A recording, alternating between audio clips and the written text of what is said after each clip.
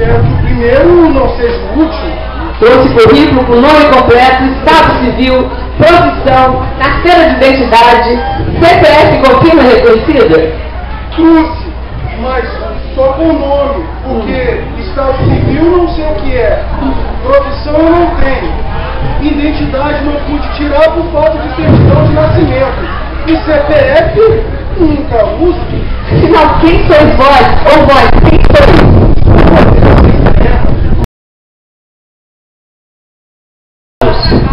É preciso ver as coisas do alto, como eu sempre vejo. É isso que dá ser tolerante. Veja que vergonha. Proibido quebrar o decoro público. Eu, por mim, não mudo meu voto. Vou falar em língua de juiz. O foro competente do julgamento do seu currículo é o da comissão de notáveis. Não vai dizer nada a meu favor.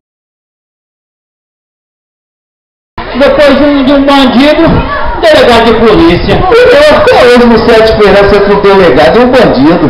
Não me ofenda, senhor Cade. Eu sou uma autoridade. É de graça, mas por razões de mérito. Então inclua entre o candidato. Mas para seu conhecimento, o candidato tem que apresentar currículo. Ih, já estão começando a complicar a minha vida. Desse jeito, não perece que aguente tanto preconceito.